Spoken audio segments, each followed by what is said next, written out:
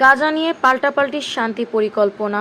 যুক্তরাষ্ট্রের president Donald ট্রাম্পের একতরফা শান্তি পরিকল্পনার পাল্টা শান্তি পরিকল্পনা দিয়েছেন আরব নেতারা।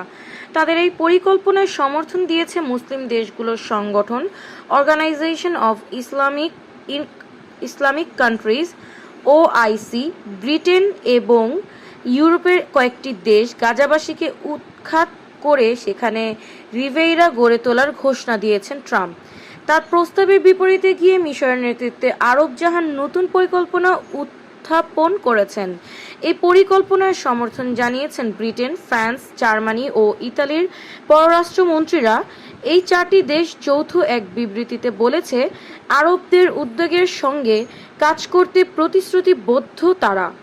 শান্তি পরিকল্পনাকে এগিয়ে নেয়ার জন্য এটা গুরুত্বপূর্ণ এক ইঙ্গিত বলে আরবদের উদ্যোগের প্রশংসা করেছেন তারা। কিন্তু মিশরের গৃহীত শান্তি পরিকল্পনা মঙ্গলবার গ্রহণ করেছেন আরব নেতারা। তাদের পরিকল্পনা ইউরোপীয় বিভিন্ন দেশ অনুমোদন করলে প্রত্যাখ্যান করেছে ইসরায়েল ও ট্রাম্প। আরবদের পরিকল্পনায় গাজাকে পুনর্গঠনের প্রয়োজন $5,300 কোটি। এর জন্য গাজাবাসীকে তাদের উপত্যকা ছাড়তে হবে না। ফলে বিশ্বের সবচেয়ে বড় শক্তিধর যুক্তরাষ্ট্র ও আরব জাহানের মধ্যে মনস্তাত্ত্বিক এক লড়াই শুরু হয়েছে। এক্ষেত্রে আরবের বিশেষত নির্যাতিত নিপীড়িত গাজাবাসীর পাশে দাঁড়ানোর প্রতিশ্রুতি দিয়েছে ব্রিটেনের সহ ইউরোপের ওই দেশগুলো। সামনের দিনগুলোতে গাজাকে সমর্থনকারী দেশের তালিকা দীর্ঘ হতে পারে। অনলাইন আল জাজিরা বলছে, গাজাবাসীর জন্য সহায়তা বন্ধ করে দিয়েছে ইসরায়েল। তাদেরকে ভাতে মারবে, কাপড়ে মারব, গুলি করে মারব, যেন এমন নীতিতে পৌঁছে গেছেন ইসরায়েলের প্রধানমন্ত্রী বেনিয়ামিন নেতানিয়াহু। হামাসের সঙ্গে যুদ্ধবিরতির প্রথম দফা চলাকালে তিনি গাজাবাসী পশ্চিম তীরের ওপর হামলা চালিয়েছেন।